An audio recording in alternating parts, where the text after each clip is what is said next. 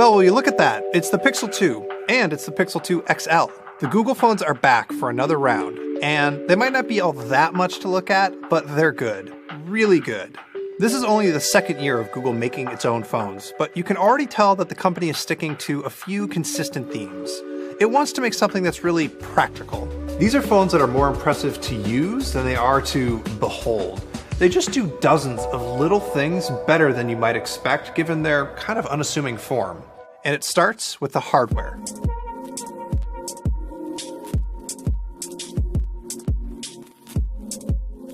The nice thing about these phones is that, other than the size of the screen and the battery, they are basically identical. Google isn't making you miss out on too much by choosing the smaller phone. And for both the different sizes, there are a few different colors, and they all have slightly different textures. The white and the blue ones look nicer to me, but the black ones are a little bit easier to grip. Even so, I really prefer the Pixel 2 XL because of the screen. It's got this huge 6-inch 18:9 OLED screen that goes nearly edge to edge, with curved corners and a ridiculously high 538 pixels per inch. And the screen looks good to me, but I will tell you that it has been polarizing. You see, lots of Android phones have these phantasmagoric colors, especially compared to the iPhone. But here, the Pixel screen is tuned to sRGB, and so the colors are much more toned down. It's better than your worst LG V30 fears, but it is not up to Samsung quality. If you're into the smaller Pixel 2, the 5-inch screen there isn't quite as technically good, but it's still really nice. It's just smaller and squared off. So we should talk about bezels. Both phones have them, and they look especially big and dumb on the smaller Pixel 2. But even the XL has some thin bezels that go all the way around. So yeah, the bezels are not awesome. But they do make space for dual front-facing speakers, and yo, the speakers sound great. They get really loud without too much audio distortion, they've got pretty good stereo separation, and they even manage to convey a little bit of bass. Now, they're not going to replace a separate Bluetooth speaker, but I am finding I'm using them way more often than I expected. Speaking of sound, there is no headphone jack, which is frustrating and annoying. It's the one impractical design decision that Google made, and I still feel like it's going to be a year or two before the accessory world gets caught up. I have precisely zero faith that USB-C headphones are going to be standard or any good anytime soon. So yeah, don't lose the dongle that comes in the box, and sorry, there are no headphones in the box. Oh, but on the bright side, Bluetooth here is 5.0, and I experienced way fewer drops and audio stutters than I did on the last Pixel. Google kept the glass shade on the back. It's pretty much already the Pixel trademark now, but they did make it smaller. There's also a tiny bit of a camera bump. Google also kept the fingerprint sensor in the same easy-to-reach spot, and it's a crazy fast fingerprint sensor, by the way. It's faster than any I've used on any other Android phone. Specs? Sure, let's run them down. They're totally standard for flagship Android phones. It's a Qualcomm Snapdragon 835 processor with 4 gigs of RAM and base storage of 64 gigs. The bigger Pixel has a bigger battery, so I am getting a little bit more of a day of use out of it. The smaller one didn't quite go that long for me, but it should still hit a day of light to medium use. Unfortunately, there is no wireless charging, but the fast charging over USB-C is, in fact, very fast. The new Pixels are also finally water and dust resistant. They're rated at IP67, which is good enough for a short dunk, but you probably shouldn't go swimming with them. Honestly, it seems like Google went out of its way to make these phones feel kind of plain. So, for example, they're made out of Gorilla Glass and aluminum just like every phone, but Google coated the aluminum in this textured finish that makes them easier to grip and also hides the antenna lines. Think about that. Google took a metal phone and covered it in a material that makes it feel like plastic just so that it's easier to hold. You really won't impress anybody with the look of these things. See, if you want to impress somebody with the Pixel 2, you should just take a picture of them. Yes, the most impressive thing about the Pixel 2 is its camera, both because of the pictures it takes and because the 12 megapixel camera is just endlessly interesting from a technical perspective. The Pixel, you see, it takes pictures a little bit differently from other phones. You've probably already noticed that there's only one lens on the back, not two. Google thinks that's all that it needs to do the same kinds of camera tricks that other phones do with multiple lenses. Instead of a dual camera, Google is switching to something called dual pixels. Basically, each individual pixel on the sensor that reads light is split into a left and a right pixel, which doubles the number. That gives Google more raw data to work with, and makes portrait mode possible without an extra lens. another major change this year is the addition of optical image stabilization, which should help keep blurring down if you have shaky hands. But the most important thing that Google is doing is constantly shooting photos while the camera app is active, and then stacking a small set of them whenever you hit the shutter button, combining them with, math. Google calls this HDR+, but it's much more than just high dynamic range. It's using algorithms to take a bunch of very noisy data from a bunch of shots and combine them into one good image. Now, to be clear, Google is not the first to use HDR Auto, it's not the first to use OIS, and it's not the first to use dual pixels. What it does seem to be doing is taking all of those technologies and combining them algorithmically better than anybody else.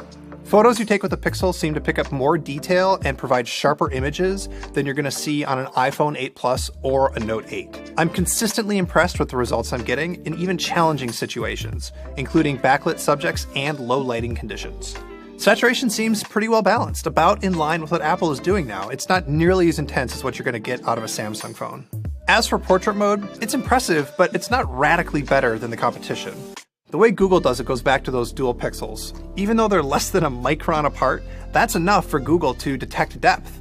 Combine that with the multiple shots that you take every time you click the shutter button, and you end up with a massive pile of data for the Pixel to use machine learning on to make a portrait with a blurred background. Hell, you can even do portrait mode on faces in the selfie camera even though it doesn't have dual pixels there because of all that machine learning. Now, just like with the iPhone 8 Plus and the Note 8, you can usually tell when a phone has artificially added blur to the background. The Pixel generally does a better job cutting around the hair on a subject, and it is able to work with non-human subjects on the rear camera. But I can't say that it's unequivocally better, because the Pixel only has one option for portrait mode, on or off, and you can't tweak the results either. There are some other camera tricks, notably motion photos, which are essentially a little video. They're not quite as nice as Apple's Live Photo to my eye, but you can get basically the same fun little motion effects. Unfortunately, I wish there were more ways to edit them after the fact. Google also combines both OIS and electronic stabilization when you shoot a video. It's still not a perfect system. You can get some fake-looking video when you pan, but overall it does a much better job of accounting for shake and bounce. We'll do a full deep dive photo comparison once the iPhone X is out. But in the meantime, here's the bottom line. It's in the same class as the best phone cameras out there, and it's often at the head of that class. What's so fascinating about Google's approach is that it created a camera that gathers more data, not one that just gathers more light. It's an AI approach to photography. Because AI, if you haven't figured it out by now, is a very big deal for the Pixel 2. Now, if we're talking about AI, the most important thing to pay attention to is obviously the Google Assistant. It's good at things you might take for granted as an Android user. It can do a lot of stuff when you're offline. You can set Spotify to be your default music player. You can ask questions in a pretty normal language. There's a full history of your previous searches that's really easy to find. And you can type to it if you don't want to talk, which I love. And now there's a new way to launch the Assistant by squeezing the phone. It is a little gimmicky, but it's also surprisingly convenient, and it works well. You can adjust how hard you need to squeeze the phone to launch the Assistant, and you can also set it to silence the ringer when you squeeze it. What you can't do with this so-called Active Edge feature is remap that squeeze to anything else. It's Assistant or nothing. The Assistant does a better job of worming its way into my everyday use of the Pixel than Siri ever has with the iPhone. It just tends to be more generally useful, with results that point to what I actually want more often. And sometime soon, you're going to get another input method for the Assistant, your camera. The feature is called Google Lens, and for now, it's limited just to a button inside the Photos app.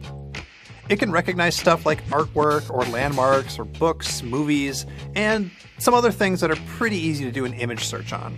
Lens will be much more interesting when it's built into the Google Assistant, or the Camera app, or Google Keep, or whatever else you could think of. Long-term, Lens is supposed to be another input method next to text and speech. Short-term though, it's basically just a parlor trick, albeit one that's occasionally useful. Oh, you know how the Pixel is also always listening for you to say, "Okay Google"? Now it also listens for music. It shows you what's playing on the lock screen without you even needing to ask for it. All of that identification happens locally on the phone. It doesn't send anything to Google's cloud, and it even works if you don't have data. So hopefully it's not too creepy for you.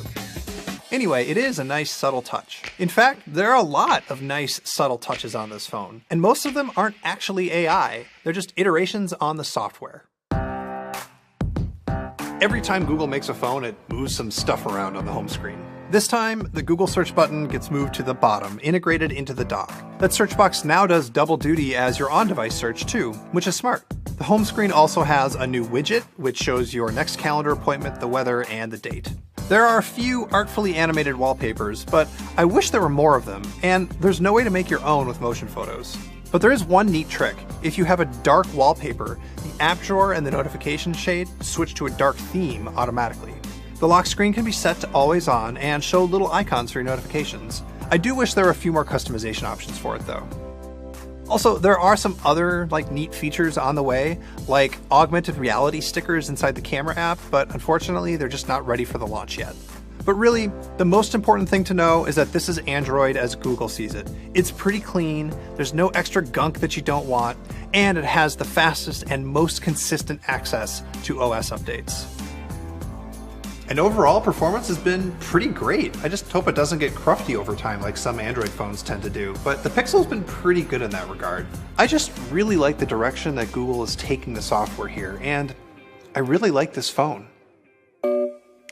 A lot of phones are designed for one thing above all else, to give you a dazzling first impression.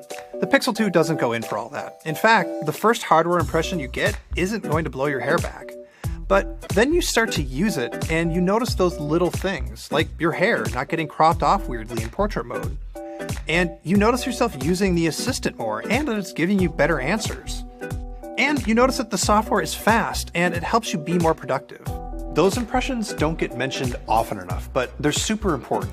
The Pixel 2 and the Pixel 2 XL are phones that are designed to be of use. They're not the nice dining room table where you lay out the fancy silverware for your guests.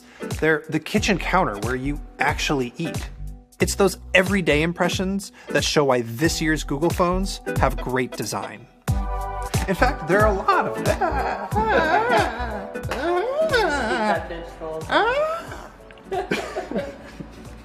Channel that inner eagle.